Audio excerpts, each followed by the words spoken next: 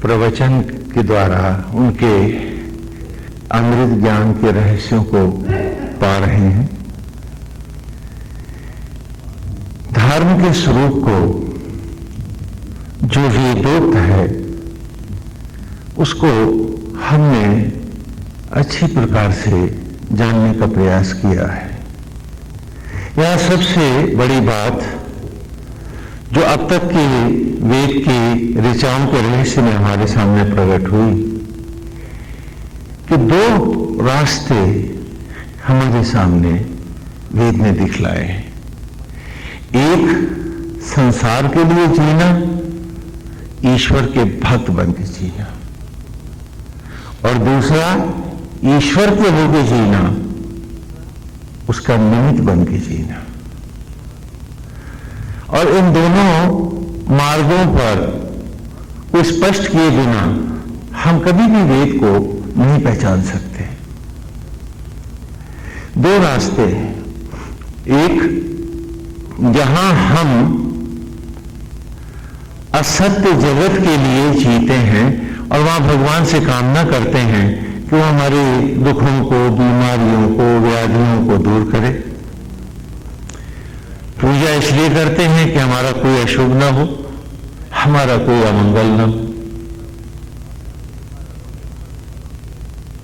और इसको ही धर्म की राह विश्व के लगभग बहुत सारे सभी संप्रदायों ने बनाया कि उसने भगवान की पूजा करी तो उसको राज्य राजा को लौट के मिल गया। उन्हें संतान थी, उसने हवन यज्ञ किए, पूजा करी, भगवान के चरणों में बैठ गई तो उसको बेटा मिल गया। अब उसका पति नहीं रहा तो वो जाकर के तप के द्वारा ईश्वर को भी मजबूर कर दिया और पति को लौटा लाई। तो इन सब कथाओं को सुनने से लगता है कि जैसे ईश्वर हमारी इच्छाओं की पूर्ति का एक माध्यम भर है, वो हमारे जीवन का लक्ष्य नहीं है। हमें तो ईश्वर से कुछ पाना है संसार के लिए, मैं और मेरों के लिए, मट्टी के लिए। वहां ये हम मान लेते हैं कि ये जीवन जो है, ये धरती, ये मनुष्य की योनि, ये जीवन जन्म जो है, यही सत्य है और यहीं पर आकर जीवन का ठहराव है। इसीलिए तो हम पाना चाहते हैं यहां के लिए।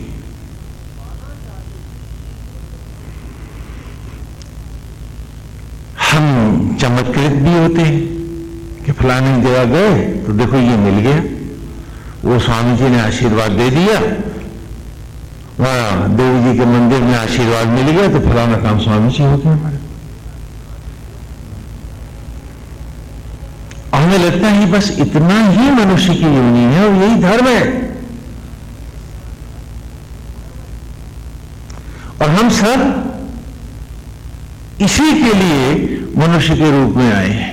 जो सच है वो हमारा घर है, हमारा द्वार है, हमारा परिवार है, हमारा मकान है। जबकि वेद ने कहा यह सत्य नहीं है। भ्रमित अवस्था में ही, अज्ञानावस्था में ही तुम्हारे लिए ये वस्तुएं महत्व की हो सकती हैं।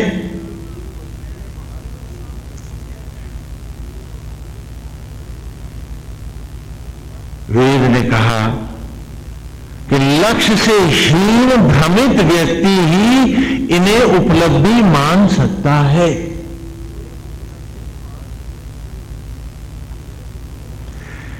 लेकिन सत्य को जानने वाले व्यक्ति के लिए इन चीजों का कोई महत्व नहीं होता है, क्योंकि वो जानता है, जैसा कि पिछले रविवार भी हमने कि जाना नहीं, रहना नहीं देश, हमें तो जाना है, ये कोई हमारी अवस्था नहीं है। तो जब ये हमारी अवस्था नहीं है तो यहां जो कुछ भी मिल रहा है वो सत्य कैसे हो सकता है?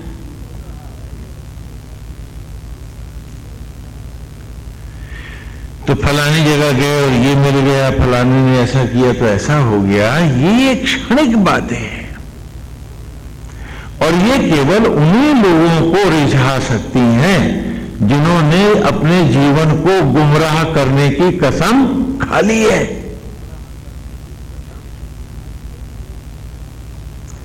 जो सत्यनिष्ठ हैं, वेद ने कहा कि उनके जीवन का लक्ष्य ही परमेश्वर है और ईश्वर का निमित्त बनकर इस भौतिक जगत में ईश्वर के निमित्त होकर अर्थात नारायण के ही डुप्लीकेट होकर नारायण को ही जीवन लक्ष्य और सब कुछ मानते हुए जीना।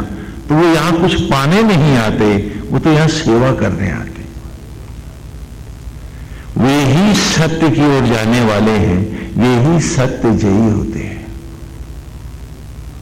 हाँ, अभी तक तो ये है कि स्वामी जी फलानी जगह ऐसा हुआ, उन्होंने ऐसा आशीर्वाद दे दिया तो हमारा फलाना काम हो गया। हम भूल गए कि हमने जीवन के उद्देश्य और लक्ष्य को खो दिया है। यहां जो कुछ भी हमें मिल रहा है, क्या वो हमारा है?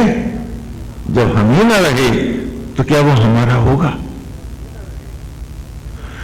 आवश्यकता इस बात की नहीं थी कि हम यहां कुछ बटोरने बैठ जाते, हम चमत्कारों में फंस जाते। वेद ने कहा हमारे जीवन का उद्देश्य था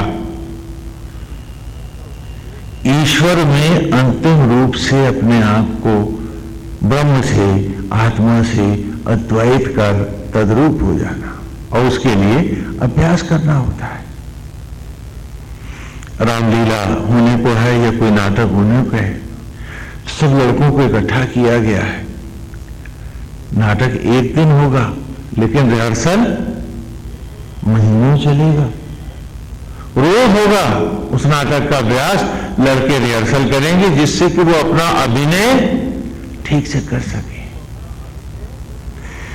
तो वेद ने कहा कि ईश्वर को में व्याप्त होने की उस क्षण को पाने के लिए मनुष्य की संपूर्ण योनि एक रिहर्सल की अवस्था है।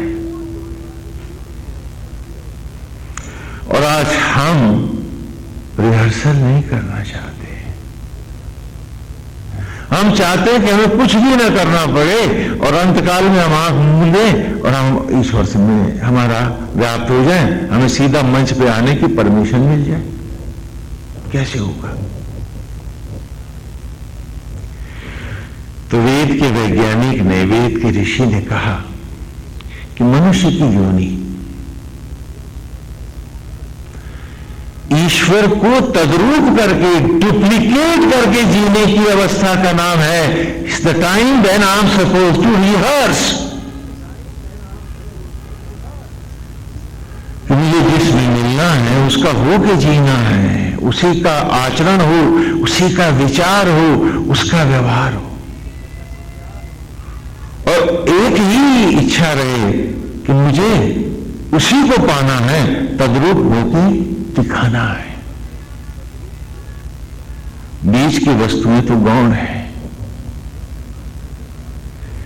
यात्रा पे जा रहा हूं, किसी ने कहा अच्छा इस तख्त पे बैठ जाओ, थोड़ा इस पे बिस्तर भी उसने लगा दिया है, मुलायम गद्दा रख दिया है, मैं बैठ गया हूं।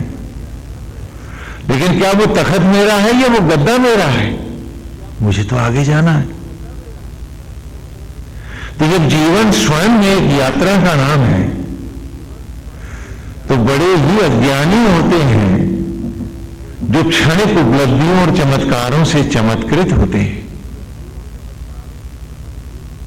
जो ज्ञानी है, जो सत्यनिष्ठ है, वो इनसे चमत्कृत न होकर जीवन का जो उनका अभीष्ट लक्ष्य है वो उसी को पाने के लिए प्रति क्षण उसी में डूब के जीते हैं।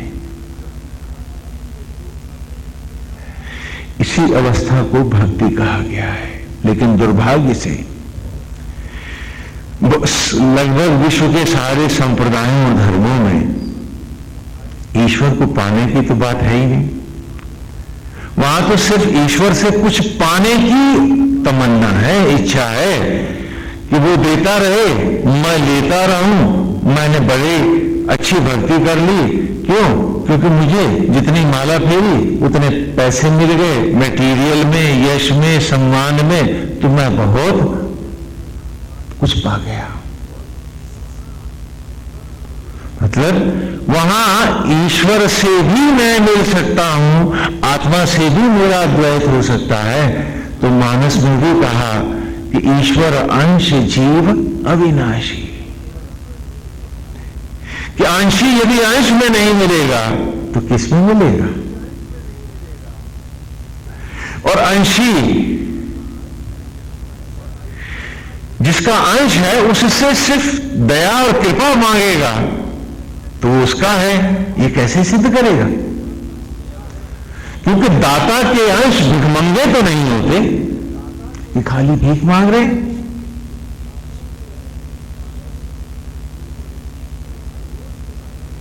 जो हर ओर से दानी है, कृपालु है, दयालु है, उसका अनुसरण करने वाला उसका जो अंशी होगा वो भी तो दयालु, कृपालु और सब पर न्यौछावर करने वाला होगा, न कि कोई सड़क छाप भिखमंगा होगा कि उसके सामने खड़ा है तो भीख मांग रहा और दाएं बाएं हर एक से इच्छा कर रहा हूं कि सब मेरे लिए कर दें। क्यों करते? और मैं किसी के लिए कुछ ना करूं तो ये एक भिखमंगी मनोवृत्ति तो नहीं होगी उसकी। आज हम इस सत्य को नहीं जान पाते हैं। हम भूल जाते हैं कि धर्म का उद्देश्य था सत्य को पाना, सत्य जयी होना, सत्यनिष्ठ होना, न कि क्षणिक उपलब्धियों को ही सब कुछ मानकर और उनकी कोरी चर्चा भर करके जीवन के अमृत क्षणों का विनाश करते हुए भस्मी में लौट जाना। आज हमको लगता है कि यही सब कुछ है, इसीलिए हम वेद सुनकर भी नहीं सुन पाते हैं। वेद ने आपके जीवन को ही 4 युगों में बांटा है, जैसे सतयुग, त्रेता, द्वापर, कलयुग है, वर्तमान कलयुग है। तो वेद ने कहा मनुष्य के जीवन का भी उपक्रम इसका उल्टा है। जब बालक उत्पन्न होता है तो उसको वेद ने कलयुग माना है, अज्ञान है, किसी वस्तु का ज्ञान नहीं है, कुछ जानता नहीं है, शुभ अशुभ पहचानता नहीं है, उसे कोई ज्ञान नहीं है। तो उस अवस्था को, जो अज्ञान की अवस्था है, उसके 11 वर्ष हमने कलयुग माने। 11वें वर्ष 10 वर्ष हैं। 11वें वर्ष के प्रथम दिन का उदय होता है, लेकिन इन 10 वर्षों में, अर्थात 10 वर्षों की पूर्ण आयु में भी उसकी सारी बाल लीलाओं का हम द्वापर साथ ही में आरंभ कर देते हैं, नहीं तो जीवन अंधेरा अंधेरा रहेगा। यही कृष्ण की लीला है कि 10 वर्ष की आयु के बाद 11वें वर्ष के प्रथम दिन का उदय हुआ, बालक का यज्ञोपवीत हुआ और वो गुरुकुल में आया। ये उसके जीवन का द्वापर है। और इस आयु का दुगना द्वापर है।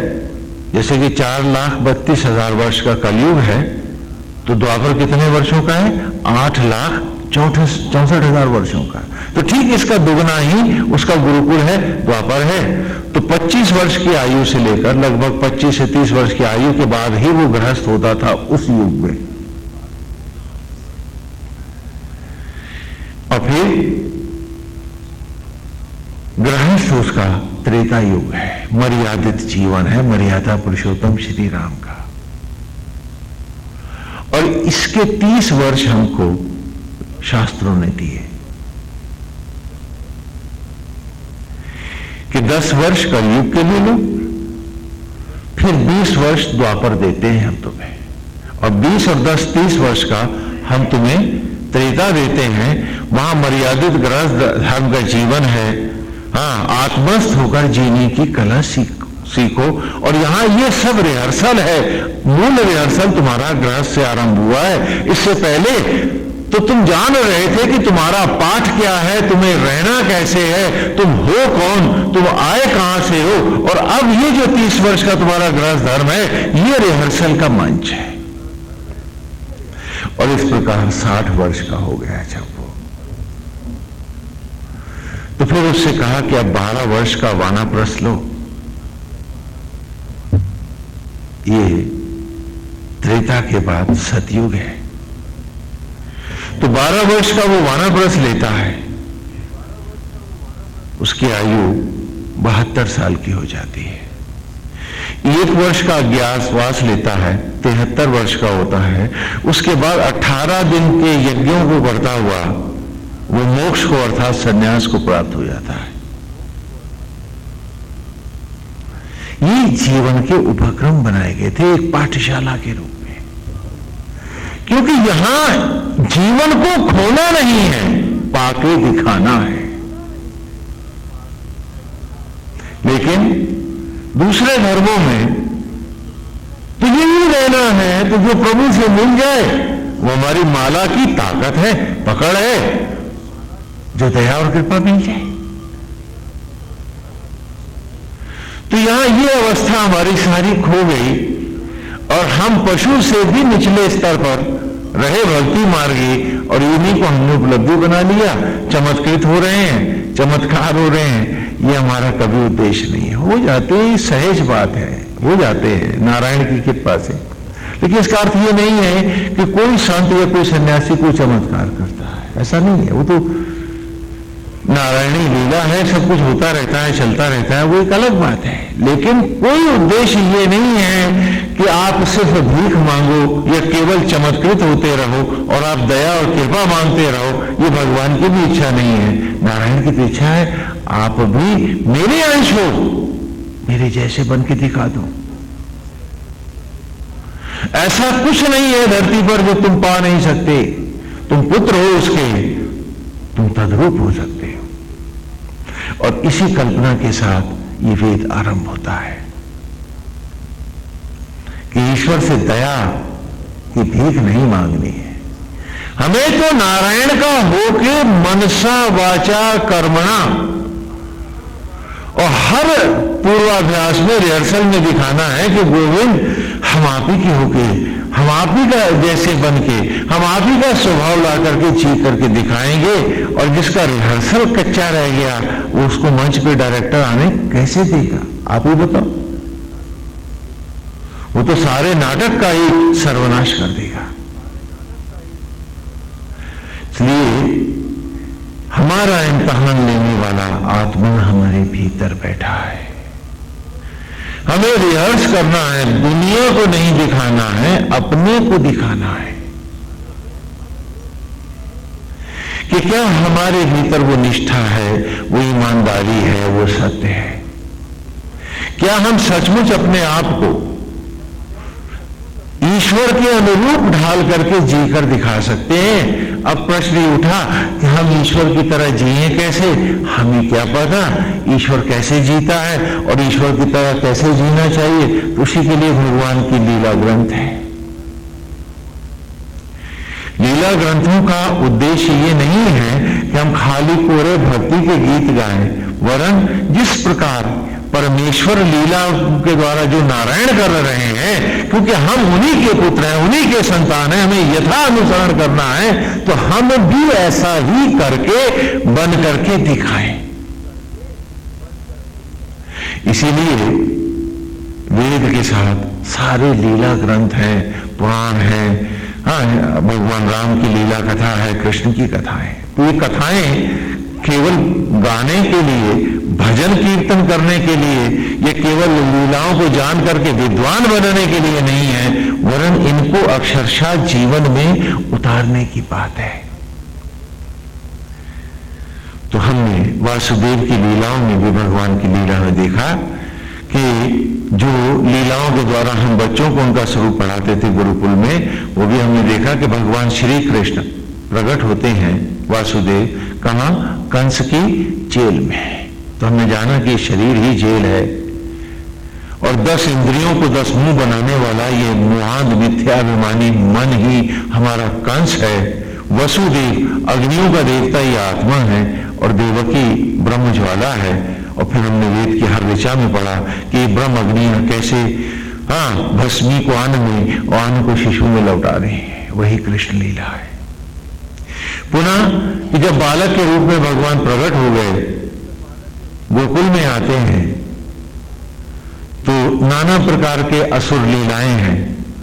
तब हमने जाना कि गंदे विचार हैं जो असुर हैं, और इनको मारे बिना हमारा रिहर्सल आगे नहीं बढ़ सकता। पूतना, पूत माने पवित्र ना नहीं। अघासुर, अघ माने पाप, अज्ञान, अंधकार। बकासुर, छल, कपट, दंभ और ढोंग, दिखावा करना। तृणावर्त, विषय वासनाओं के आवेश, आवेग, अतृप्तियां और इच्छाएं जो तिनके के समान हमारी सारी अच्छाइयों को, हमारे सद्विवेक को, हमारे आचरण को नष्ट कर देती हैं और हमें क्रोध में पागल बना देती हैं और हमसे अनर्गल व्यवहार कराती हैं।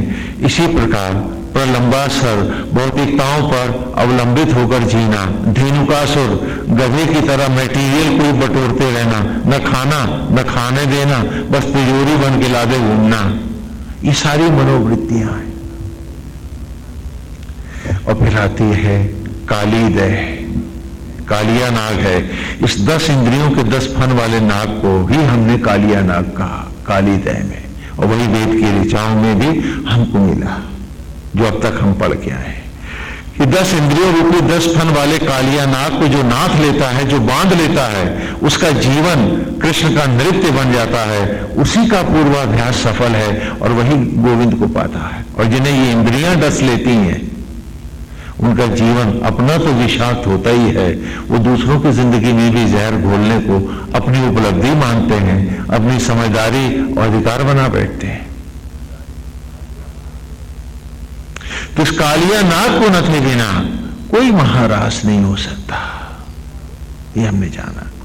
और इस प्रकार गुरुकुल की शिक्षा के द्वारा बच्चों को लीलाओं और नाटकों के द्वारा उनके जीवन को उद्देश्यपूर्ण बनाते थे कि खाली भक्ति करके माला फेर के भगवान से कुछ यहां पा लेना कोई समझदारी और उपलब्धि नहीं है। यहां से सीधे उसके हो जाना, उसी के बन के जीना, उसी के निमित्त होना, उसी में डूब के जीना, उससे हट के एक क्षण भी न जीना। ये सत्य की मार्ग है, ये सत्य की राह है। और क्योंकि एक लंबा दास्ता का अंतराल गुजरा और हम भूल गए, इन्हीं को नाना प्रकार के पर्व, त्योहार और लीलाओं के द्वारा हम दिखलाते थे, फिर जीवन को पवित्र करते थे। उसी का कारण ये उत्सव और लीलाएं और ये त्योहार आदि होते थे।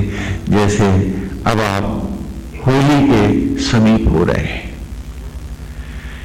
12 तारीख की रात को होली दहन होगा और इस बार अग्नि का समय जो है वो रात्रि 9 बजे के उपरांत है। तो आश्रम में भी इस उत्सव को हम मनाएंगे रात को 9:30 और 10 बजे के बीच में। आप सब पधारें, आपका स्वागत है 12 तारीख को। और अगले दिन होली खेली जाएगी आश्रम में। आश्रम की मर्यादाओं के अनुरूप यहां रंग नहीं होगा, केवल गुलाल, अबीर, भजन और कीर्तन, इससे के द्वारा ही इस उत्सव को हम उत्सव के रूप में मनाएंगे। होली क्या है, क्यों मनाते थे हम इसे, आज थोड़ा हम पहले इसी की चर्चा करेंगे कि देखिए कि क्या प्रैक्टिकल लाइफ हमारी होनी चाहिए थी और हम क्या हो गए हैं। इस होली की कथा क्या है और वो लीला क्या है जिसे हमने गुरुकुल में भी पढ़ा है। और क्योंकि त्योहार हमारे सामने है तो हम देख तो लें हम कैसे मनाएंगे और इसका रूप क्या होगा। 2 भाई हैं, दुर्दांत असुर है। एक का नाम है हिरण्याक्ष और दूसरे का नाम है हिरण्यकशिपु। हिरण्याक्ष एक बलशाली महाअसुर है और असुर से आपका परिचय वेद की ऋचाओं में, कथाओं और लीलाओं में हम कर आए हैं। सुर माने देवता, देवत्व है जिसमें, उसे हम क्या कहते हैं, और असुर जो सुरत्व से हीन है, अर्थात जो हमारे गंदी मनोवृत्तियां हैं, जो हमारे गंदे स्वभाव हैं, उन्हें भी हम क्या कहते हैं? कौन से विचार हैं ये? असुर विचार है। तो हमें भी एक महाअसुर विचार है जिसका नाम क्या है? हिरण्याक्ष है। और हम सब इससे पीड़ित और ग्रसित हैं। ये हिरण्यकशिपु का बड़ा भाई है, महाबलशाली है, सारे देवताओं को पराजित कर रखा है।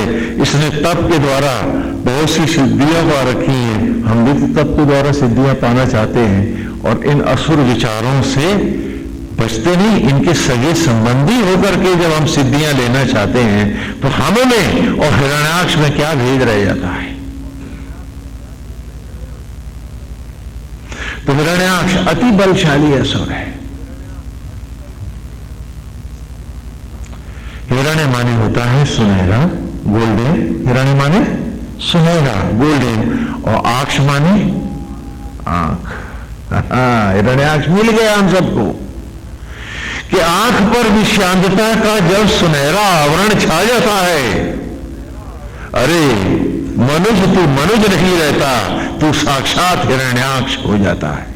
मेरा घर, मेरी बीवी, मेरे बच्चे, मेरा परिवार, मेरी उपलब्धियां, मेरी डिग्रियां, मेरी काबिलियत, मेरा पैसा, मेरा बैंक बैलेंस, ये क्या है? आंखों पर हिरण्याक्ष चढ़ाया है।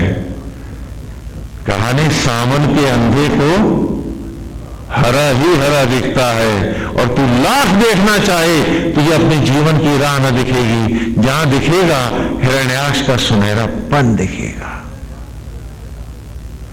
लाख चाहेगा तो भी तू सत्य अब नहीं देख पाएगा। क्यों? क्योंकि हिरण्याक्ष तुम्हारी आंखों में चढ़ बैठा है।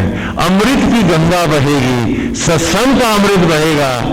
तुम आसक्तियों के हिरण्याक्ष को, विषांतता के हिरण्याक्ष को तुम आंखों के ऊपर रख होने के कारण तुम कुछ न देख पाओगे, तुम कुछ न जान पाओगे, तुम कुछ न सुन पाओगे। ये महाबलशाली असुर हिरण्याक्ष है। और जब भी आंखों में आ जाता है, आदमी आदमी नहीं रहता, हिरण्याक्ष असुर हो जाता है। और हाँ, भक्ति हिरण्याक्ष भी करता है। यदि हमने भी मालाएं फेरी हैं, यदि हमने भी भजन गाए हैं, तो हमने हिरण्याक्ष से हट के क्या किया? कुछ भी तो नहीं। हिरण्याक्ष तो अपनी पूजा साधना में सिद्धियां भी पा लेता है जो हमारे लिए आज दुर्लभ है। तो रहे तो हम हिरण्याक्ष के हिरण्याक्ष ही। हिरण्याक्ष धरती को समेट लेता है, पाताल में पृथ्वी को फेंक देना चाहता है, इसकी कक्षा को तोड़ देना चाहता है, इसकी ऑर्बिट को नष्ट करके इसे गंभीर गगन में खो देना चाहता है। क्षीर सागर की गहराइयों पर डाल देना चाहता है, कि धरती को ही वो पूरा विनाश कर देना चाहता है। और सच है कि जब जब हमारी आंखों पर आसक्तियों का, अज्ञान का सुनहरा आवरण आता है, हमारे लिए धरती समाप्त हो जाती है। ईश्वर का भी भाव नष्ट हो जाता है। मैं हूं, मेरा मन चिन्हारता है हमारा, और हम सब असुरराज हिरण्याक्ष हो जाते हैं। हमारी भक्ति साधना किसी का कोई मतलब नहीं रह जाता है। हम अपने गंदे आचरण और विचार को और व्यवहार को समझते हैं कि हम अच्छा कर रहे हैं। जो कुछ है वो हमारे निर्णय से जो सही है वही सही है, बाकी सब गलत है। और हिरण्याक्ष हमारी हर गलती को सही लगाता है, हमें समझाता है कि यही सच है। महाविष्णु वराह अवतार धारण करके हिरण्याक्ष का वध करते हैं और धरती को पुनः बाहर लाते हैं। वराह कहते हैं जंगली, उसकी विशेषता होती है कि वो सदा सीधा चलता है और सीधा प्रहार करता है, उसकी गर्दन घूमती नहीं है। तो जिसे विषय वासनाएं और अतृप्तियां जिसकी गर्दन न घुमा पाए, जो सीधा एक नारायण लक्ष्य पर स्थिर है, वही अपने जीवन में हिरण्याक्ष को मार पाता है। और जो हर बार अपने मन की कल्पनाओं, इच्छाओं, लोभ और तृप्तियों में बह जाता है, उसके लिए न तो कोई सत्संग होता है, न कोई पूजा होती है, न कोई भजन कीर्तन होता है। वो तो सिर्फ हिरण्याक्ष और हिरण्याक्ष भर रह जाता है और उसका सारा जीवन नष्ट हो जाता है। तो हम बच्चों को गुरुकुल में पढ़ाते हैं कि ईश्वर रूपी लक्ष्य से तेरी गर्दन न घूमे, तभी हिरण्याक्ष तेरे जीवन से मुक्त रहेगा, अन्यथा हिरण्याक्ष तुझे सदा खा जाएगा। कि उठते बैठते सोते जगते चलते फिरते भौतिक जीवन में सब कार्य करते हुए भी तुम्हें सदा याद रहे कि नारायण हम आपके निमित्त हैं। गोविंद आज भी आप आत्मा होकर हमारे रोम रोम में बसे हुए हो। आप ही की कृपा से हमें सांस धड़कन जीवन का हर क्षण मिल रहा है। नारायण मुझे तो आप ही को अभिनीत करना है। क्यों? क्योंकि मुझे तो आपको मिलना है और तभी तो मिलूंगा जब आप में अपने आप को पूरी तरह से डुबाऊंगा, तभी तो आप मुझे अंगीकार करोगे। तो मेरा आचरण, मेरा स्वभाव, मेरा विचार नारायण आप ही रहें। मैं सीधा वराह की भांति एक लक्ष्य की तरफ ही अपने ध्यान को केंद्रित किए रहूं। न दाएं हो न बाएं हो, सीधा लक्ष्य पर मन स्थिर रहे। घर गृहस्थी भी करूं तो गोविंद ये आप ही क्या गोकुल है। क्योंकि आज भी एक सांस एक धड़कन मैं अपने को नहीं दे सकता। भोजन से एक बूंद रक्त की बनानी मुझे ना आए। यदि मैं हिरण्याक्ष ना होता तो कैसे मान लेता कि मैं बड़ा विद्वान हो गया हूं, बड़ा काबिल हो गया हूं, बड़ा ज्ञान विज्ञान है मेरे पास। कैसे मानता? मैं हिरण्याक्ष कैसे बन जाता?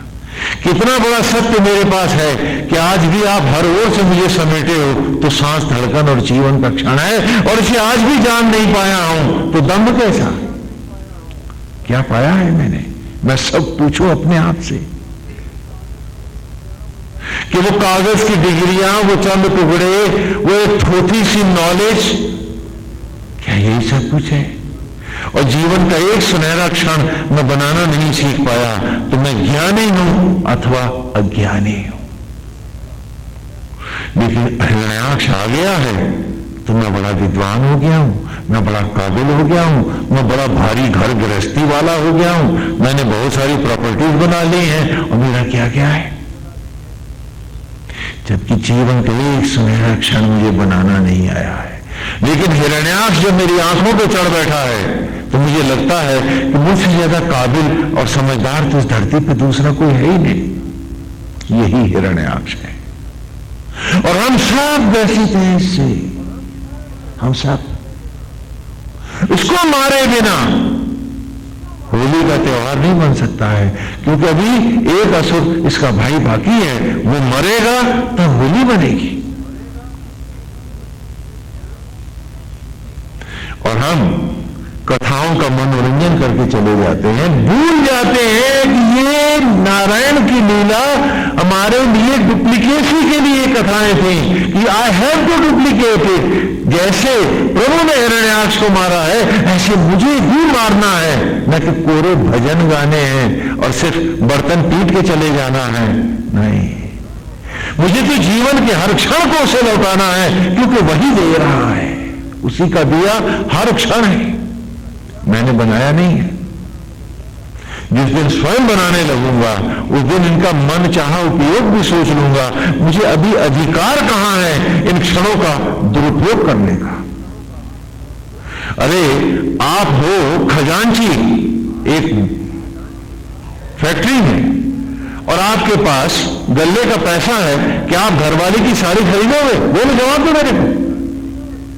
खरीद सकते हैं आप?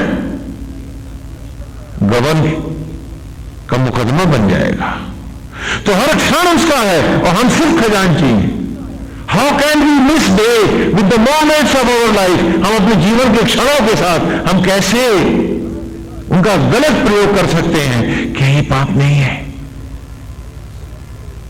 हम पूछे अपने आप से लेकिन नहीं, हिरण्याक्ष बैठा है और उसने हमको बुला दिया है। और आज हिरण्याक्ष हमारे लिए उपलब्धि बन गया है। स्वामी जी अचीवमेंट्स है ना हमारी।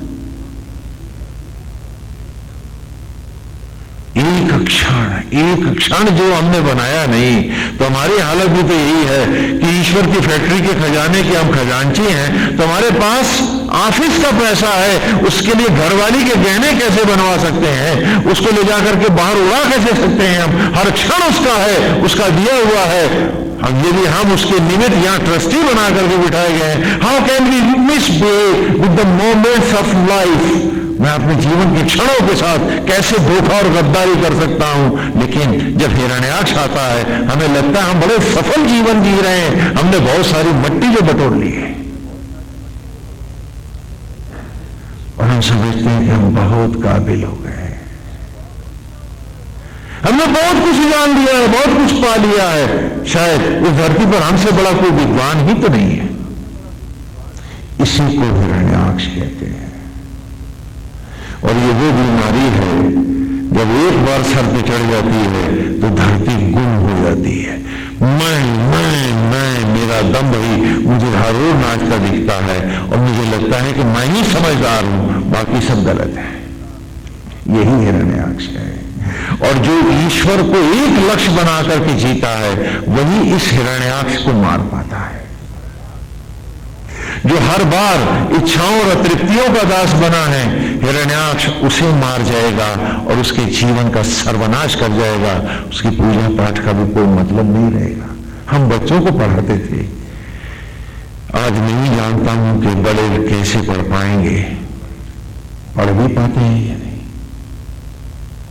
और जब मारा गया हिरण्याक्ष, कथा आगे बढ़ाए तो उसका भाई हिरण्यकशिपु बहुत दुखी हो गया कि विष्णु ने मेरे भाई को छल से मारा है। वो घनघोर तप करता है और ब्रह्मा जी को प्रकट करता है तप के द्वारा। कौन? हिरण्यकशिपु। कि केवल एक हिरण्याक्ष के मरने से भी तुम्हारी साधना को राह मिल जाएगा, भूल जाओ इस बात को। अभी हिरण्यकशिपु बैठा है। बच्चों को पढ़ाते थे और वो सावधान होकर पढ़ते थे और जीवन के हर क्षण में पूरी सावधानी से जीते थे। वो आपके पूर्वज थे और आप उन्हीं के वंशज हैं। थोथे दंभ और मिथ्याभिमान को उपलब्धि मान रहे हैं। जिन्होंने तप, साधना और जीवन के मूल उद्देश्यों को सत्यनिष्ठ होकर जीने को उपलब्धि माना, आज अब मट्टी आपके लिए उपलब्धि है। और उसकी डींगे मार के आप आगाते नहीं है कि बड़े काबिल हो गए, बहुत कुछ पा लिया है। ये आपके पूर्वजों के बाल्यकाल को संजोती थे ये कथा है। और क्योंकि तब ये सांप्रदायिकता का ये घना अंधेरा नहीं था, जीवन के उद्देश्य स्पष्ट थे कि जब प्रभु से प्रकट है तो प्रभु बन के जीना है और प्रभु से अद्वैत करके दिखाना है, न कि भिखमंगे की तरह खाली झोली में फैलानी है। हिरण्यकशिपु घनघोर तप करता है, तप रहा है। वो ब्रह्मा जी को प्रकट करता है। ब्रह्मा जी कहते हैं कि तप के द्वारा तुमने मेरा आवाहन क्यों किया? मांग, क्या वर मांगता है? कहा मुझे अजर अमर बना दो, अविनाशी बना दो। कहा वो मेरी सामर्थ्य से बाहर है, इससे हट के और जो जितने भी वर तू चाहे मांग ले। तो सोचता है हिरण्यकशिपु कि जब सीधी उंगली से घी न निकले तो टेढ़ी कर लो। अरे नाग यूं नहीं तो हाथ घुमा के पकड़ लेती। तो कहता है ठीक है, तो सुनिए मेरी ये डिमांड क्या है। क्या? कल ना मैं दिन में मरूं, न मैं रात में मरूं। कहा अच्छी बात है, स्वीकार। कहा ना मैं धरती पे मरूं, न मैं आकाश में मरूं, न थल में मृत्यु हो, न जल में मृत्यु हो। कहा यह भी स्वीकार है। कहा ना मैं देवता से मरूं, न यक्ष से, न किन्नर से, न मनुष्य भी अब मार पाए मुझे। कहा ये भी स्वीकार है। कहा कोई पशु भी मुझे ना मार पाए और अस्त्र शस्त्र से भी मैं ना मारा जाऊं, कहा ये भी स्वीकार है। और सारे वर मांगने के बाद हिरण्यकशिपु अति प्रसन्न हो गया कि लो सीधा अमर नहीं किया तो मैं घूम के अमर हो गया। और अति बलशाली हिरण्यकशिपु अब सारे देवताओं को सताने लगा। वो धरती जीतने पे उतर आया, आकाश जीतने चला, देवताओं को पराजित कर दिया उसने। हिरण्यकशिपु तो महाबली हो गया। थोड़ा हिरण्यकशिपु से भी हम परिचित होते चले, देखें कहीं वो हिरण्यकशिपु हम ही तो नहीं है, हमारे भीतर बैठा है तो नहीं, कहीं हम उसी का अनुसरण तो नहीं कर रहे हैं। हिरण्य माने होता है, अभी बताया था ना हिरण्याक्ष में, हिरण्य माने सुनहरा, गोल्डन, स्वर्ण।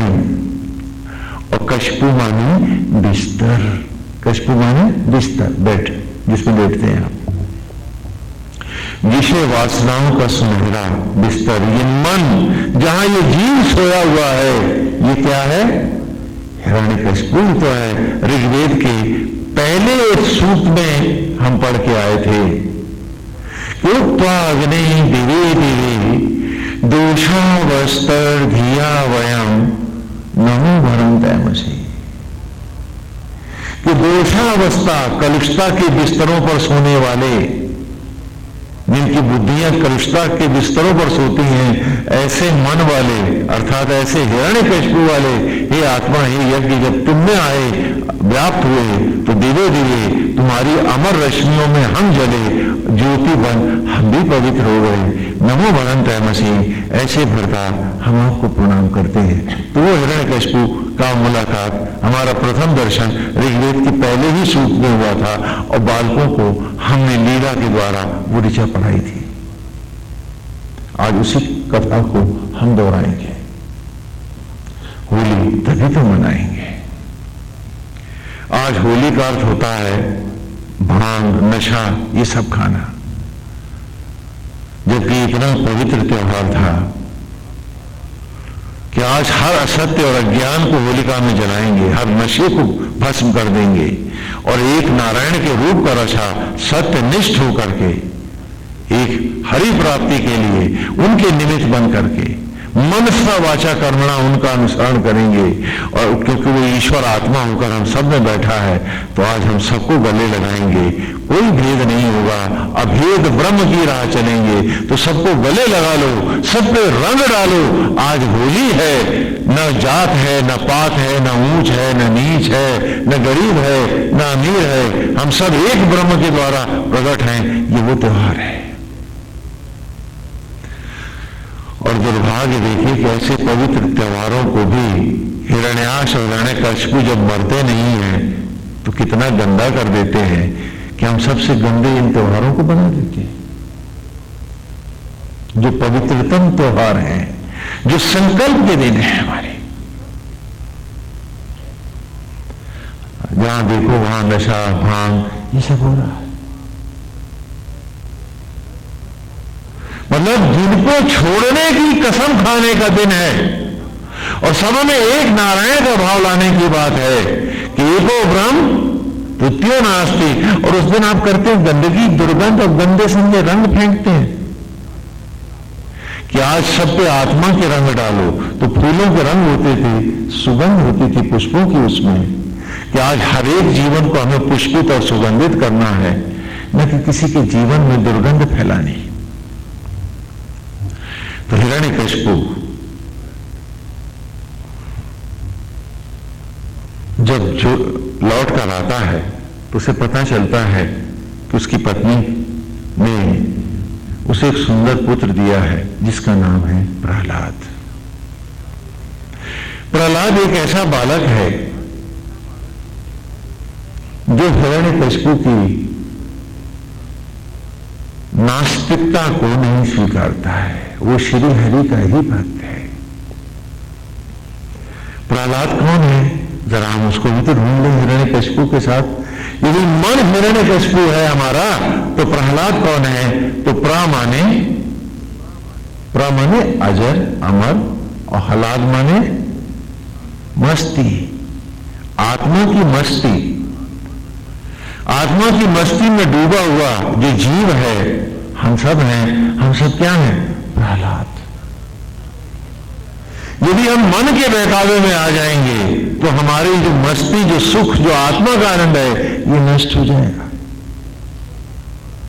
और यदि हम आत्मा की ही मस्ती में ये जीव रहेगा तो ये क्या कहलाएगा? प्रहलाद।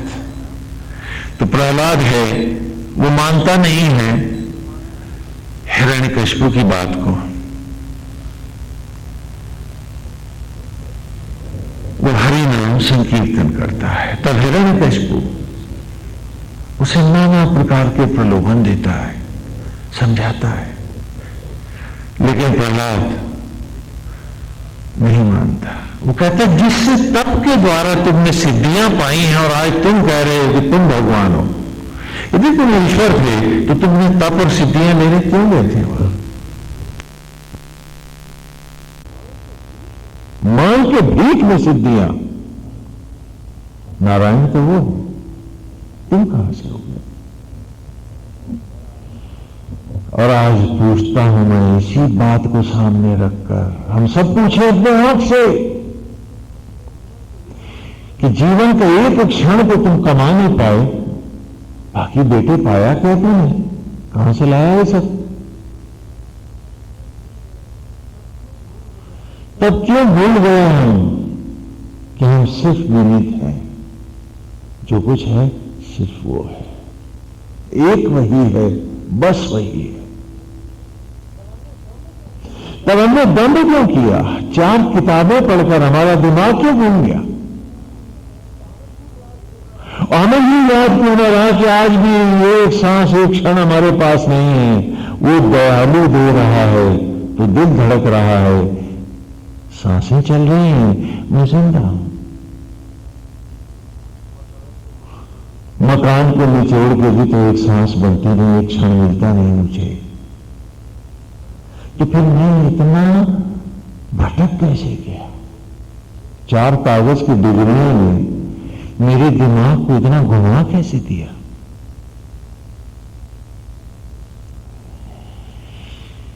प्रहलाद नहीं मानता है, वो कहा नहीं, ये सत्य नहीं है, वो मन की बात है, वो जीव नहीं मानता है। ठीक, तुम्हारी इंद्रियों के अर्जन से अर्जित हो, अर्जन हो, स्वीकार है, लेकिन तुम्हारी इस बात को मैं नहीं स्वीकारता, क्योंकि कृष्ण ही सबको रूप देने वाला है, आत्मा ही सत्य है।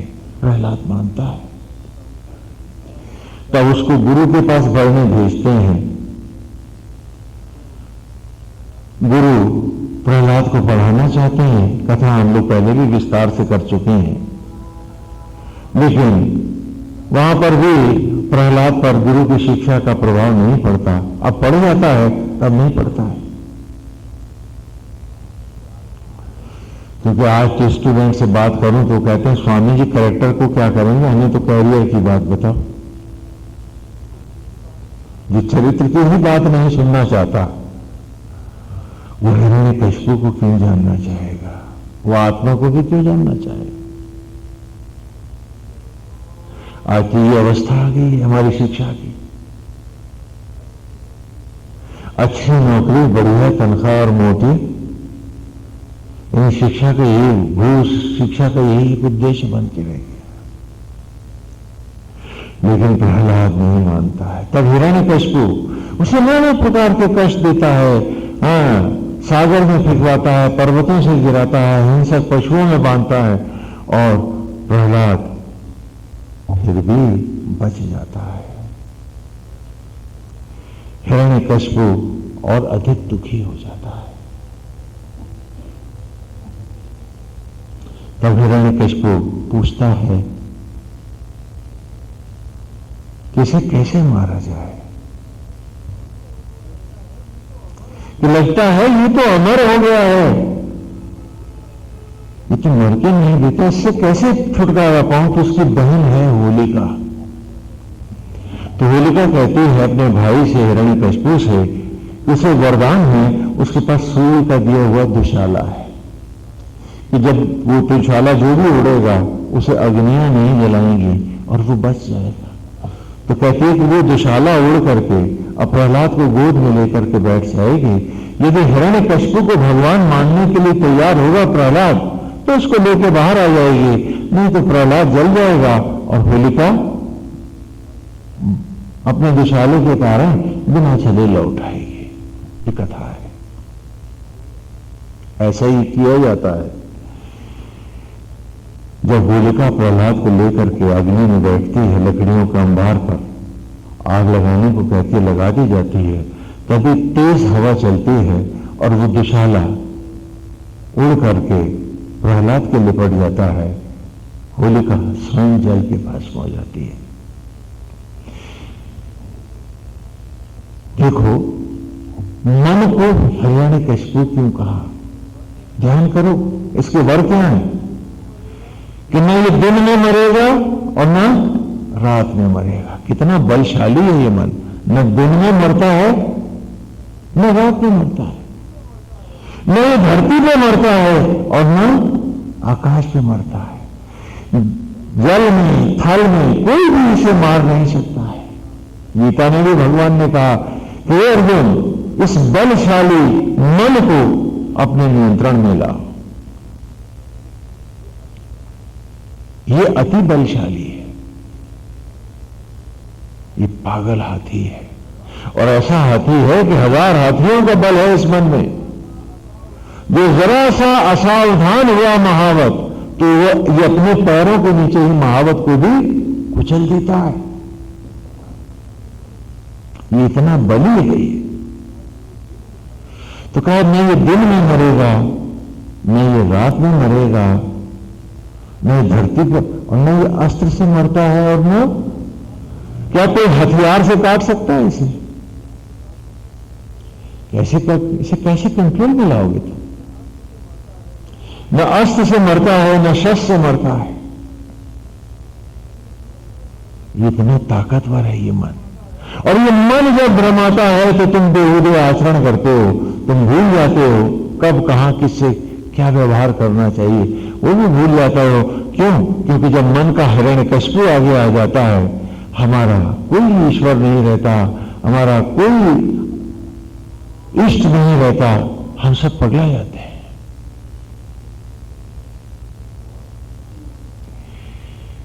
तो कहा ये न दिन में मरता है न रात में मरता है। तो प्रहलाद निकल आया है, तो अब तो हिरण्यकशिपु पागल हो जाता है। कहता बता कहां है वो तेरा नारायण, कहां है वो श्री हरि, मैं उसको देखना चाहता हूं, बता कहां है। तो कहता है इस खंभ के भीतर है। क्रोध में आकर खंभे पर प्रहार करता है हिरण्यकशिपु। वो खंभ फट जाता है और भगवान नरसिंह प्रकट होते हैं। नारायण लीला अवतार धारण करते हैं। आधा धड़ उनका सिंह का है, आधा मनुष्य का है, और अति बलशाली महाविष्णु नरसिंह के रूप में उसको परास्त करते हैं हिरण्यकशिपु को, और महल के भीतर और बाहर की दहलीज पर लाकर उसे अपनी जंगलाओं को डाल के कहते हैं कि हिरण्यकशिपु देख लो, न तुम घर के भीतर हो और न बाहर हो, न तुम धरती पर हो न आकाश में हो, मेरी जंगलाओं पर हो। और न दिन है न रात है, सांझ का छुटपुटा है, और तुम्हें मारने वाला न तो पूरा मनुष्य है न पशु है, और न अस्त्र है न शस्त्र है, और वो अपने पंजों से उसको फाड़ देते हैं। हिरण्यकशिपु मर जाता है। तो ये बलशाली मन तुम्हारा हिरण्यकशिपु, नरसिंह यज्ञ की अग्नियों को कहते हैं, ज्वालाओं को, ब्रह्म अग्नियों को कहते हैं। अंतर की ज्वालाओं के द्वारा ही ये मारा जाता है और कोई इसे नहीं मार पाता। अश्विना यजवरी ऋषो द्रवत पाणी शुभस्पति पुरुभुजा जनश्चिता। ये अंतर की अग्नियां ही जो इनको अर्पित हो जाता है, वही उस हिरण्यकशिपु से, इस अति बलशाली मन से बस नारायण का हो सकता है। और जो इसके हो जाते हैं वो उसी के पैरों के द्वारा कुचले जाते हैं, उनका जीवन सर्वनाश हो जाता है।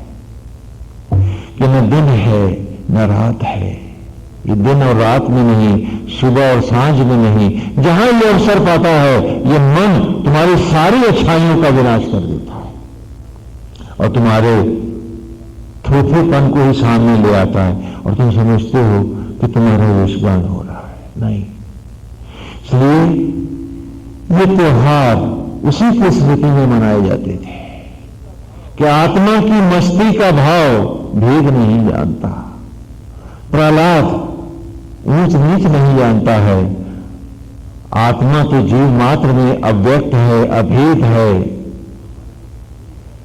वो तो बन के शबरी का राम सबकी जूठन को रख में बदलता है। तो आओ आज जितना भी कूड़ा है सब इकट्ठा करें, उसे भी जला दें, ज्योति में लौटा दें। आओ आज गांव गांव से कूड़ा बटोरेंगे, सब जला देंगे और आज उन्हीं अग्नियों के सामने बैठ करके सौगंध लेंगे, शपथ लेंगे कि हम भी प्रहलाद की भांति सब में एक आत्मा का भाव करेंगे, सबको सीने से लगाएंगे, ईश्वर को ही राह मानकर उसी के होकर जी के दिखाएंगे। मन के इंद्रियों के विषय अब हम पर आरूढ़ नहीं होंगे और आप उस दिन भांग पिएंगे, क्या बात है, नशा करें, गाली गलौज करें उसी दिन।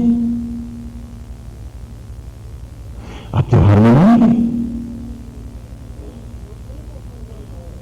कि उस दिन का संकल्प है कि सीए राम हमें सब जग जाने, सबको रंग डालो, सबको गले से लगा लो, एको कृष्णा द्वितीय नास्ते।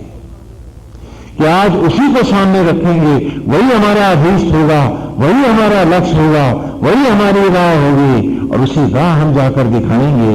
आज हम गोविंद के होकर दिखाएंगे। जिसने भेद किया वो हिरण्यकशिपु का है, जो अभेद हुआ वो नारायण का है। तो आओ आज भेद मिटा देंगे, आओ आज मेरा तेरा अपना पराया ये सब नहीं करेंगे। आओ आज संकल्प लेते हैं कि ईश्वर को ही सामने रखकर उसके निमित्त होकर जीवन को एक रिहर्सल बनाकर जिएंगे, गोविंद के होकर दिखाएंगे। जैसे भगवान भोले भंडारी ने त्रिपुर जीता है और वो त्रिपुरारी कहलाए हैं, हम भी अपने जीवन के इन तीनों त्रिपुर को जीत करके अर्थात प्राप्त करके दिखा देंगे। और ये तीन त्रिपुर हैं, तीन किले हैं, मेरे भीतर है। या आप महाशिव की लीला में ओम नमः शिवाय में देख रहे हैं, कल पे देखेंगे वो त्रिपुर क्या है जिनका अभी तो उन्होंने संहार नहीं किया, आगे करेंगे महाशिव। वो त्रिपुर क्या है? आपने अभी सीरियल में देखा ना, तो ग्रंथ तो आप लोग देखते नहीं है, तो चलिए इस बहाने से जान तो लेते हैं कि एक सोने का पुर है, एक रजत का है, चांदी का है और एक लोहे का है।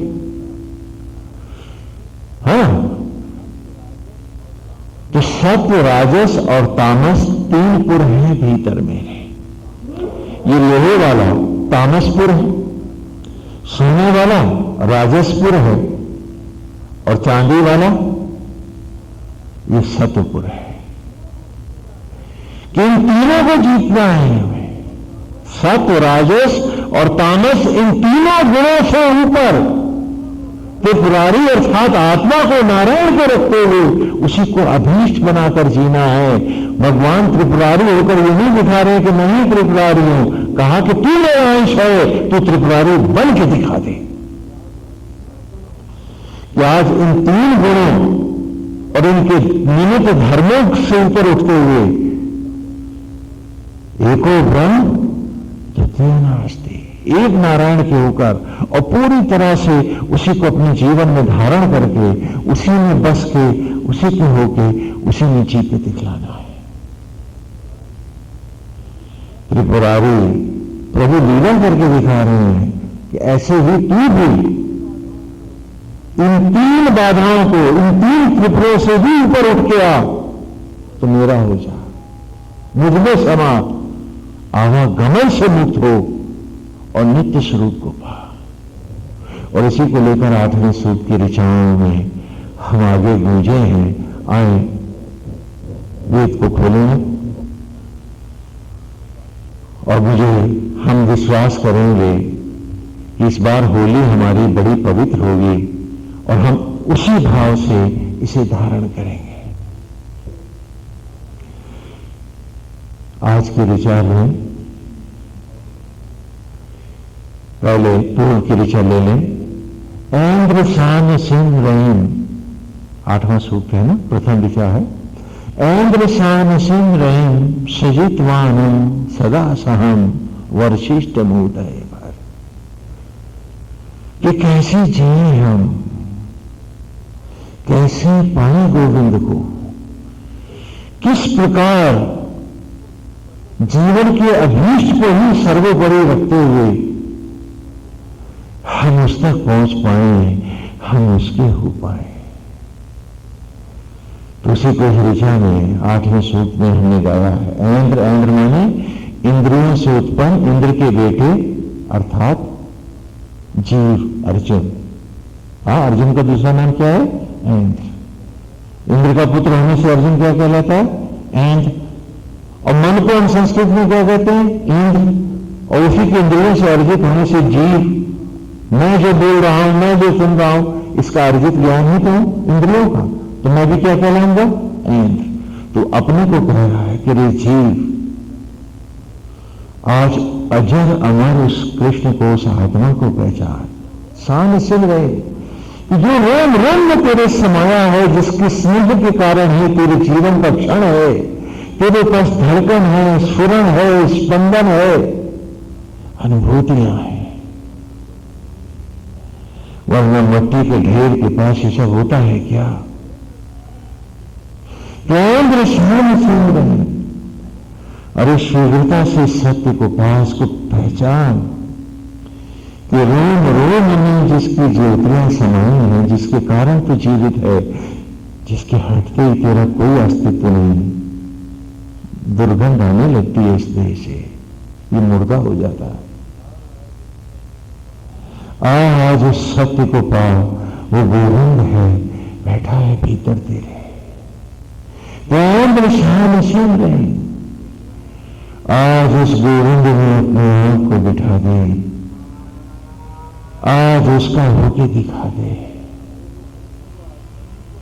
अरे वो कृष्ण जो आत्मा ही तो है, सहितवाना, जो तुझे हर जय को दिलाने वाला है।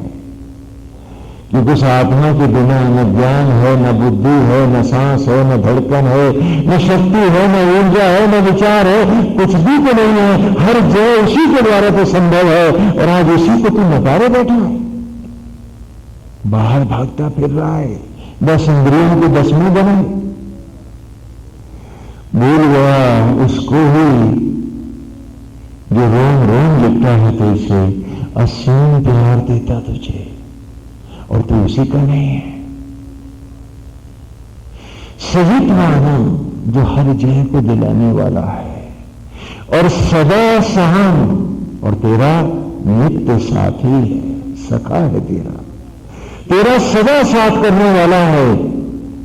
कि जब पत्नी मकान दुकान भी साथ छोड़ जाते हैं, फिर चिता की लकड़ियों पर ये शरीर और इसकी परछाई भी छूट जाती है तुझसे, फिर भी रे जीव, तो जिस योनि में भी प्रायश्चित के लिए जाता है, वो आत्मा होकर फिर तेरा साथ करने आता है। सदा सहम, जहां कोई नहीं जाता, सिर्फ वही जाता है साथ तेरे।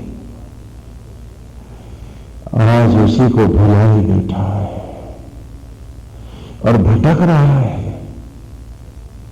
प्रेत बना, 10 इंद्रियों को 10वीं बनाए, बाहर बाहर। ऐन्द्र शान सिंह रहे, सहितवानम सदा सहम, और जो तेरा नित्य साथी है, वर्षिष्ठ मूदय भर। अरे आज उसी की ज्योतियों से, उसी की रश्मियों से अंतर के घट भर ले, चल भीतर, जला दे होली आज हर असत्य और अज्ञान की, और प्रहलाद की मस्ती ले, उसका होके दिखा दे। आज की ऋचा में ये पूर्व की ऋचा से जोड़ा पाठ को हमने। नीलेन हत्या निवृत्तारुणधाम है तो तासो निर्वता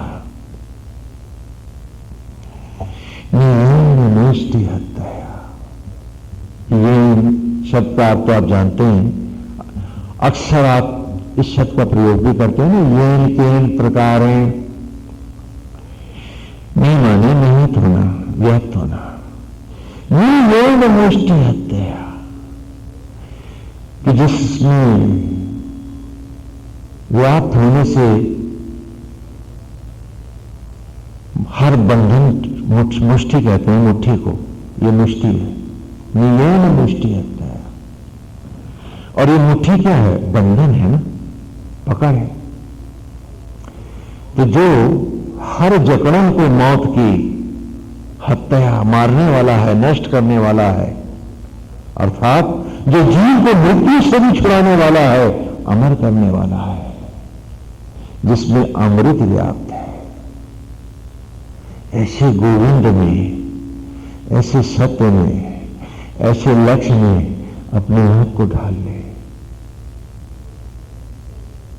यदि लीला ही करनी है, यदि अनुसरण ही करना है, यदि डुप्लीकेसी ही करनी है, तो करना ऐसे सत्य की, ऐसे आत्मा की, ऐसे माधुर्य की, ऐसे रस की कि जीवन तेरा सरस हो और तुझसे जुड़ने वाला हर जीवन सरस हो। ये नहीं कि तू अमृत पिए, तू अमृत बांटे। क्योंकि जिसके पास होगा आत्म सुख और जो होगा आत्म सुखी, वही तो बांट पाएगा आत्मा के सुख को। जो स्वयं आत्म सुख से निर्धन है, वो क्या सुख देगा किसी और को? तो कहा नियम मुष्टि हत्या कि जिसकी मुट्ठी में है अमृत छिपा हुआ, जो हर असत्य और अज्ञान को तोड़ने वाला है, जो मौत को भी परास्त करने वाला है और जो मुष्टिक को मारने वाला है। मैंने आपसे कहा था ना कि भगवान श्री कृष्ण सामने बैठे हैं और मधुछंदा उन्हीं को संबोधित करके ऋचाएं पढ़ रहे हैं। तो भगवान की लीलाओं का भी यहां उन्होंने चर्चा करी है, कृष्ण की बाल्यावस्था की। कथा कुछ इस प्रकार है कि जब कंस को लगा पता कि कृष्ण ही उसका काल है, तो भेज दिया क्रूर को कि कृष्ण को ले आओ तुम, बहाने से यज्ञ के मथुरा में, और यहीं हम उसे मारेंगे। अक्रूर को बताते नहीं है कंस, लेकिन बहला करके भेज देते हैं। अक्रूर को ही क्यों भेजता है कंस, और किसी को क्यों नहीं? अक्रूर का अर्थ समझते हैं आप? जो क्रूर नहीं है वही ईश्वर को पा सकता है, और जो दूसरों के लिए क्रूर है उसके लिए उसका कोई ईश्वर नहीं होता है। याद रखो इस बात को। जो दूसरों से बदला लेना चाहते हैं, जो दूसरों को सताना चाहते हैं, वे क्रूर हैं, और क्रूर का कृष्ण नहीं होता है। हमें किसी से घृणा नहीं करनी है, हमें सबसे प्यार करना है, सब में गोविंद भाव लाना है। यही तो अभ्यास है, यही तो रिहर्सल है। और जो रिहर्सल में हार गया उसे मंच नहीं मिला, और जिसे मंच नहीं मिला उसे उपहार में गोविंद कैसे मिल जाएगा? पारितोषिक में कि अभिनय सही किया था तो इनाम दे दो, इसे मोक्ष दे दो इसको।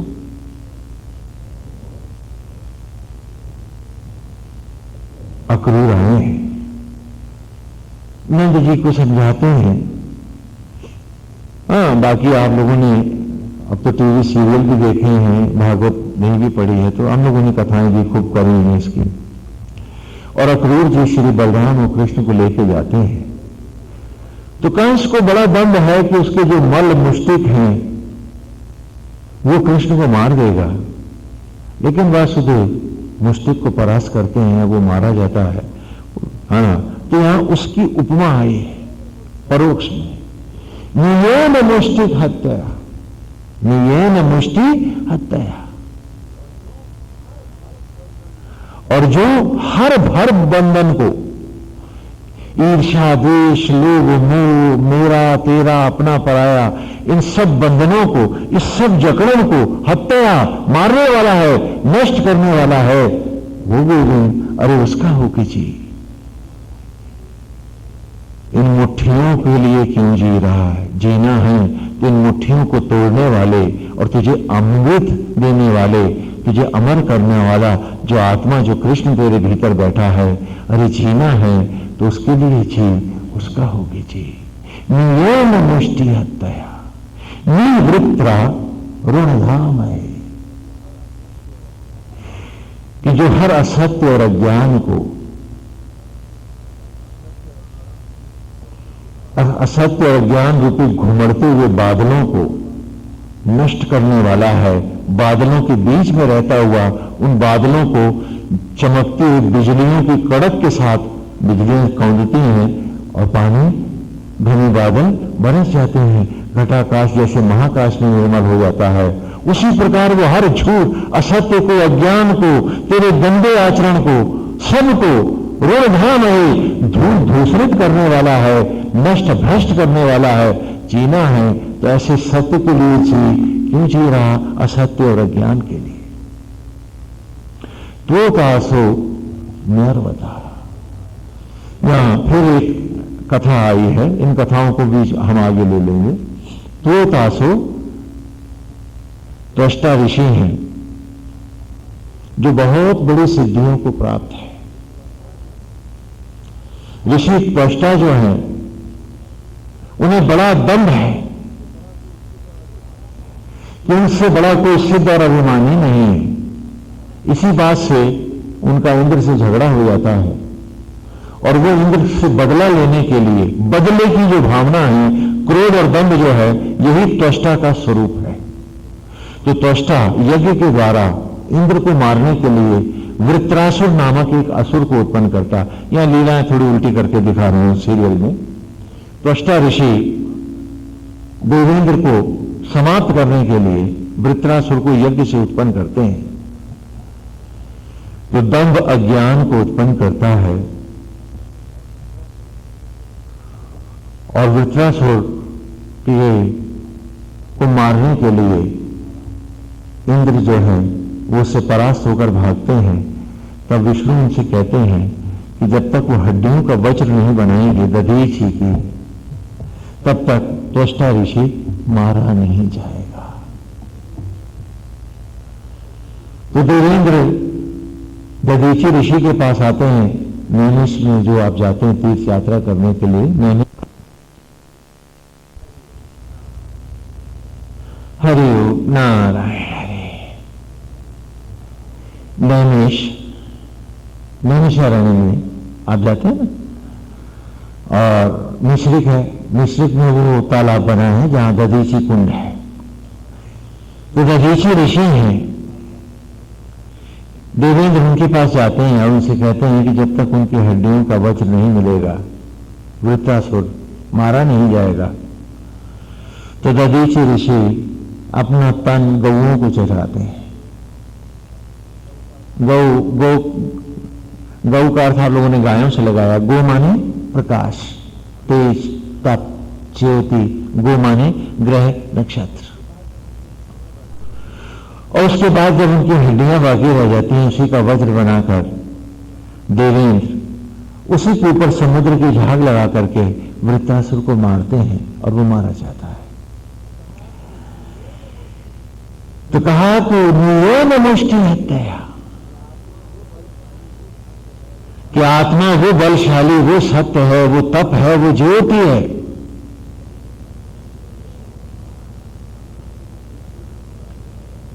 कि जो तुझे मृत्यु से छुड़ाने वाला है और तेरे हर असत्य और अज्ञान रूपी इस वृत्रासुर को आत्मा अपनी ज्योतियों के वज्र से त्वष्टा के द्वारा उत्पन्न किए हुए दंभ के द्वारा उत्पन्न हर असत्य और अज्ञान को दंभ सहित नाश करने वाला है और देवत्व को निर्भय करने वाला है।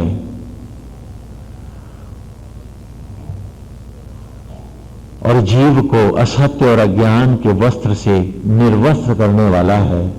ऐसे कृष्ण ने आत्मा में अपने आप को बसा ले। यहां इसकी दूसरी जो लीला है भगवान की, उन्होंने तालाब में स्नान करती हुई गोपिकाओं के वस्त्र जो थे वो छिपाए थे। वो वस्तुतः इसी ऋचा को किसी कवि ने चित्रित किया और बाद में वो लीलाओं के साथ जुड़ती चलेगी। कहा कृष्ण के आगे गोपियां नंगी हैं, क्योंकि कृष्ण है आत्मा और आत्मा बैठा है हम सबके कहां बैठा है? भीतर। कपड़े से बाहर से तो तन ढकोगे, जो भीतर बैठा है उसके लिए हम सब क्या हैं? नंगे ही तो है।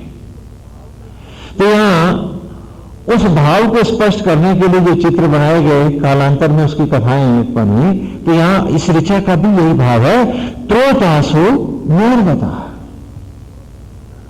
कि जो जीव को झूठ के, प्रपंच के, दंभ के, धोखे के जो आवरण हम अपने चेहरों पर लगाए रहते हैं, इन सब आवरण को हटाकर तप और ज्योतियों का एक नया रूप देने वाला है।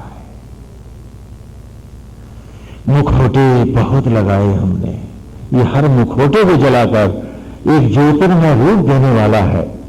हाँ, तो इन वस्त्रों को हटाकर ज्योतियों का, अमृतत्व का जो सुंदर आवरण देने वाला है, हे ऐसे आत्मा को, ऐसे गोविंद को रे मन चल आज अपने भीतर भजें, सचराचर में भजें।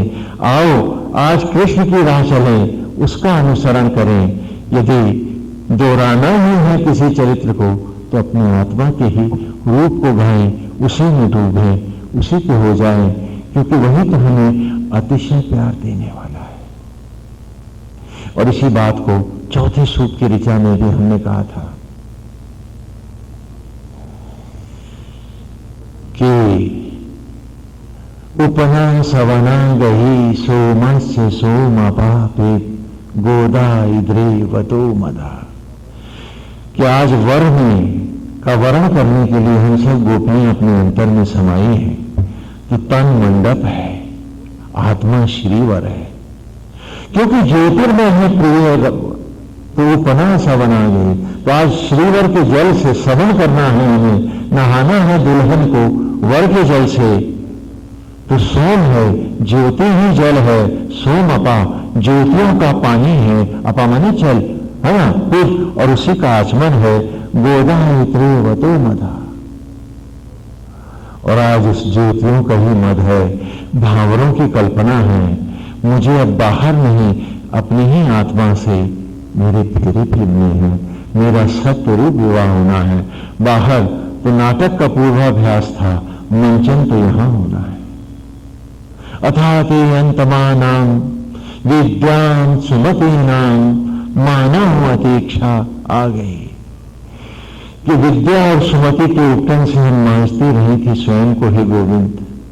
अथा ते अंतमाना विद्या सुमति नाम, और मानव अतीक्षा आ गई, और हर प्रसिद्धि को, थोथे दंभ को, थोथे सम्मान को, तथा कथित पदों और पदवियों को हम सब नकारती रही हैं, क्योंकि ये हमारी नहीं, हमारा तो सिर्फ गोविंद है। हम अपने आप को कुंचन करती रहीं, विद्या और सुमति के उपटन से मांगती रहीं, तभी तो है आत्मा ही श्रीवर। आज ये जीव रूपी गोपी आत्मा रूपी गोविंद से मिलने आज अंतर में बैठ पाई है। परे ही विग्रम श्रितम इंद्रम पृछा विपश्चितम यस्ते सखीभ्या आवरम। अपने आप को हम दूर करती रही थी विषयों से, इच्छाओं से, अतृप्तियों से, लोभ से।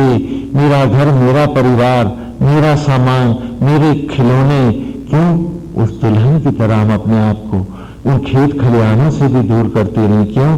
क्योंकि कल कोई अजनबी आएगा, भावरें लेगा, और फिर मुझे उसके साथ जाना होगा। ये सब तो खो जाएगा। ये जो कल मेरा नहीं, उसका अब भी क्यों भाव करना। तो उसी दुल्हन की तरह हम अपने आप को नकारती रहे हैं। परे ही विग्रमस्त, इंद्रियों रूपी विषयों के विष से अलग हटाती रही। ऋतम इंद्रम स्था, आत्मज्वालाओं में स्थित होती गई। पृछा विपस्थितम, और अतीत की हर बात को भुलाती रही। किसने क्या कहा, किसने क्यों किया, किसने बुरा कहा, किसने अच्छा कहा, अरे इस सब ने तो अब चले जाना है, मुझे तो पिया के देश जाना है। ये सब तो यूं छूट जाएगा। तो पृछा विपश्चितम, हम सब अतीत को भी भुलाते रहें। यस्ते सखी भ्या आवरण, इसीलिए तो हे सखा, आज तेरा वरण करने के लिए, तेरे इस पीताम्बरी ज्योतियों को धारण करने के लिए आ गए हैं। अब इन ज्योतियों का वस्त्र हमें उड़ा दे, ये आसक्त जगत के वस्त्र चला दे। उसी को आज इस ऋचा में हम गा रहे हैं, कुछ ऐसे कि ये नमष्टि हत्या परे ही, हाँ, विग्रम स्मृतम। उन ऋचाओं को याद करो, दोहराते चलो पिछली ऋचाओं को भी साथ साथ। तो कहा परे ही विग्रमस्त ऋतम इंद्रम पृछा विपश्चितम यस्ते सखी व्यावरम, कि दूर हटाते रहे इंद्रियों को, विषयों को, भेद को।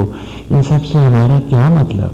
नारायण तू सांस न दे, ये हमने कहा है मेरे पास, मुझे तो तेरे ही साथ जाना है, जन्म जन्म योनि योनि तू साथी है मेरा,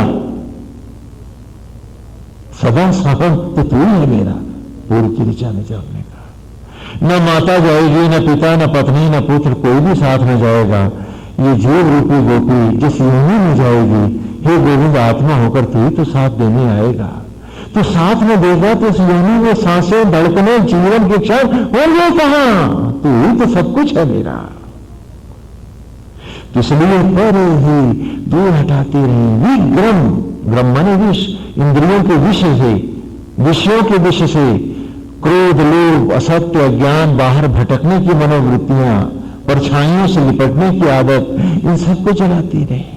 ऋतम इंद्रम स्था, कि एक आत्मा मेरा है, वही मेरा श्रीवर है, वही मेरा सर्वस्व है। हम आत्मा में ही स्थित होते रहे। पृछा विपश्चितम, और बाकी सब कुछ जो था जहां मिला उसे वहीं बिसरा दिया। न कुछ उठाया न लादा, बस तेरा एक नाम लिया और तेरा ही संग किया। किसी का धन नहीं लिया, किसी का ऐश्वर्य न मांगा, किसी से कोई चाहना नहीं रखी। मेरा आज भी तू था, कल भी तू होगा और कल भी तू था। भूत, भविष्य और वर्तमान गोविंद सिर्फ आपको बनाया। तो परे ही विक्रमाश्रितम इंद्रम पृछा विपश्चितम, और सारे अतीत को वही जला दिया। यस्ते, इसी कारण तो सखेभ्या, हे संपूर्ण सखाओं के सखा, हे जीव मात्र के मित्र, हे आत्मा, हे भगवत वास्ती, आज तेरा वर्ण करने के लिए, तेरे वस्त्रों को धारण करने के लिए, हाँ, तेरे सदा सदा के तेरे होने के लिए आज हम सब इस मंडप पर, शरीर रूपी मंडप में, ब्रह्म ज्वाला रूपी यज्ञ कुंड के सामने आज अंतिम वर्ण को आ गए। आप आए, हमें स्वीकार करो। उसी ऋचा को यहां दोहरा रहे हैं हम। हाँ, ये चौथे सूत्र में थी, ये आठवें में आ रही है कि ये नमष्टि हत्या, कि जो हर दंड को, क्रोध को, मौत की अकड़न को, समय और काल को, सारे अस्तित्व को तोड़ने वाला है, जो मृत्यु को भी पराजित करने वाला है। ये नमष्टि हत्या, कि मृत्यु भी जिसके सामने पराजित है। निवृत्रा ऋणभामहे, जो हर असत्य और अज्ञान और भटकाव को धूल धूसरित करने वाला है, और जो इस असत्य और अज्ञान के इस वस्त्र को, इस तन को भी ज्योतियों में लौटा करने वाला है। इसे शरीर से भी मुझे निर्वस्त्र कर अमृत अमर योनि में, देवत्व में ज्योतियों का रूप दे करके प्रकट करने वाला है। दृशान ऐसे रहीम, अरे चल आज ऐसे आत्मा से जुड़ ले, आज ऐसी आत्मा में डूब जा, आओ अपने में खो जाए, आओ उस सत्य को जाने, आओ उस आत्मा के सत्य को पाए। दृशान ऐसे रहीम सजित मानव, हर जय उसी के द्वारा है, तो हर जय फिर आज उसी की है। घर उसका, परिवार उसका, संतान उसकी, संसार उसका, मैं तो निमित्त उसका, वो मेरा और मैं उसका, बाकी सब उसका। वो सचराचर में है तो हर रूप को प्रणाम है, लेकिन गोविंद मेरा है, एकमात्र मेरा है। मेरा अतीत, वर्तमान और भविष्य गोविंद है। क्योंकि हर जय उसी के द्वारा संभव है, तो हर जय फिर उसी की है। उसमें मेरा क्या प्रयोजन? सदा शाम, और वही मेरा नित्य साथी है, वही मेरी धड़कन है, वही मेरी सांस है, वही मेरी कल्पना है, वही मेरा विचार है, और वही मेरा हर क्षण है। वरशिष्ठम घर, आओ आज उसकी महानतम ज्योतियों से अंतर के घट भर लें। आओ गोविंद धने, आओ गोविंद के हो जाएं, आओ अपने जीवन को कृष्णमय बनाए, बाहर के हर असत्य और अज्ञान को त्याग दें। और त्यागने का सुंदर उपक्रम वेद में हर ऋचा में हम पीछे ऋचा पढ़ते आए हैं कि जीवन का अभीष्ट आत्मा को बनाए, न कि खाली थाली फैला करके झोली फैला के भीख मांगे। हमें उसके अनुरूप बन के दिखाना है। पर ईश्वर लीला क्यों करता है, हमें उस रहस्य को जानना है। जैसे प्राइमरी क्लास लगी है, छोटी कक्षा है, हाँ, वहां बच्चों को पढ़ाता है अध्यापक, तो पहले वो चिल्लाता है कबूतर से क, खरबूजे से ख, गोभी से गा। अध्यापक क्यों चिल्ला रहा है? क्या उसको कहा नहीं आते हैं? तो वो क्या कर रहा है? वो नाटक कर रहा है, लीला कर रहा है कि कबूतर से कहा, खरबूजे से खा, गोभी से खा। क्यों कर रहा है? कि बच्चे उसका अनुसरण करें और प्राइमरी क्लास में पास होकर दिखा दें। उसी प्रकार यहां महाविष्णु भी सारी लीला कथाओं में, सारे लीला ग्रंथों में भगवान लीला क्यों करते हैं?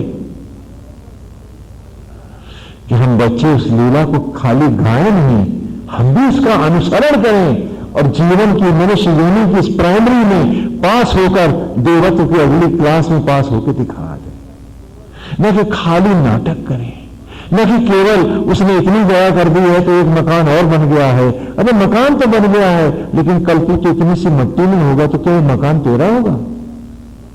वो तो जिसकी धरती है उसका होगा।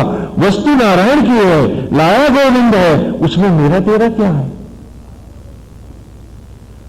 हमें तो एक आत्मा में मिलना है। जो आज नहीं है वो कल नहीं होगा, और जो कल भी रहेगा वो तो एक आत्मा होगा। जो कल भी होगा, अगली योनि में भी होगा, हर क्षण साथ होगा। नियेन मुष्टि हत्या, कि जो मौत को भी परास्त करने वाला है। एक मार्कंडेय पुराण की कथा सुनाती है इस भाव को स्पष्ट करने के लिए। महर्षि मार्कंडेय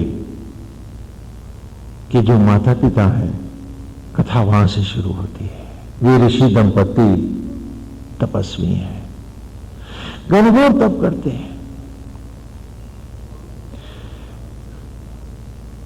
और उनके तप के द्वारा उन्हें संतान की इच्छा है और संतान उन्हें मिली नहीं है। संतान प्राप्ति के लिए वे घनघोर तप करते हैं ऋषि दंपति। महाविष्णु प्रकट होते हैं, उनसे कहते हैं मांगो, क्या मांगते हो? तो कहा महाराज हमें तो संतान दे दो। देखा, कहते हैं जिसके पास अतृप्ति है वो कितना बड़ा ऋषि है, लेकिन अंधा है। हम सब अंधे। यही धृतराष्ट्र है कि आंखों के होते हुए हम सब अंधे हैं। गांधारी अतृप्ति ही गांधारी की पट्टी है जो हम सब की आंखों पे चढ़ी। साक्षात महाविष्णु को अपने तप के द्वारा प्रकट करके ऋषि उनसे उन्हीं के नहीं होना चाहते हैं, मोक्ष नहीं पाना चाहते हैं। क्या चाहते हैं? एक बेटा दे दो। जरा सी अंधता रह गई, सब अंधेरा अंधेरा अंधेरा अंधेरा हो जाएगा। सारा तप तेरा कुछ अंधेरे लेकर, वृत्रासुर लेकर लौट आएगा। गए तो थे निवृत्रा ऋणधाम है, और लौटे हैं वृत्रासुर को गले से लगा के। हम सब कहा क्या चाहते हो? कहा वर मांगो। तो मोक्ष नहीं मांग रहा। कितना भी बड़ा ज्ञानी है, थोड़ी सी आसक्ति उसके सारे तप को अंधेरे में फेंक देती है और उसे भटका देती है। जैसे गीता में भगवान ने कहा कि नाव में रखे दीपक को कोई भी वायु हर सकती है, उसी प्रकार हे अर्जुन किसी भी विषय में आसक्त हुआ मन तुम्हारे सारे तप के विनाश करने में समर्थ है। श्रीमद् भगवत गीता। कहा बेटा दे दो, तो मां विष्णु ने कहा वो पुत्र तो दे दूंगा, लेकिन वो अल्पायु होगा, 13 वर्ष के होते ही उसकी मृत्यु हो जाएगी। क्या नारायण स्वीकार? बालक प्रकट हुआ, उसका नाम मार्कंडेय रखा। जैसे जैसे बच्चा बड़ा होता गया, ऋषि की घुटन बढ़ती गई दंपत्ति की कि हाय अब तो इतने दिन रह गए, हाय अब तो इतने दिन रह गए। एक दिन उसने अपने माता पिता से पूछा, कहा बेटे 12 वर्ष हो चुके हैं, 13वें का भी उदय हो गया है, और तेरी आयु तो कुल महाविष्णु ने हमें 13 ही वर्ष दी थी। तो जब उसने सुना तो उसने माता पिता से कहा, तो अब तो मोह त्यागी, आपने तप के द्वारा मुझे पाया,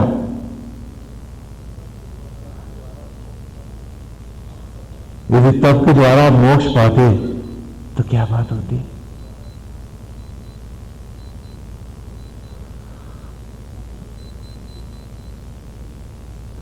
तो ऋषि दंपत्ति से विनय करके कि अब बाकी शेष समय तो मुझे तपने दीजिए, वो आज्ञा लेके चला गया और वन में तप करने लगा। बाहर से सब कुछ बटोर के लाता, लेकिन पूजा पाठ करता। तो एक दिन नारद जी वहां पधारे, उनका पगले ये क्या कर रहा है कि यहां से नदी से जल लाता है, वहां से मिट्टी लाता है, भगवान का पार्थिव रूप बनाता है, फिर पूजा करता है। अरे ये उपक्रम तो सिखाने के लिए है। कहा आप ही मेरे गुरु बनो। कहा आप शरीर को ही नारायण का मंदिर बना और इस लिंगाकार आत्मा ज्योति में अपने आप को समाधिस्थ कर दे, क्योंकि मुझे तो यमराज की गली की घंटी भी सुनाई पड़ रही है। उसी में स्थापित हो जा। वही मृत्यु को तोड़ सकता है, वही मृत्युंजय है जो तेरे भीतर है। बाहर से नहीं कोई आता, आने वाला देवयान तो तेरे भीतर बैठा है। मार्कंडेय समाधिस्थ हो गया। यमराज आया और उसने पाश फेंका पकड़ने के लिए, तो महारुद्र खड़े हो गए उस बालक की देह से प्रकट होकर। पाश उनके बंधा हुआ था महाशिव के। यमराज तो कांपने लगा।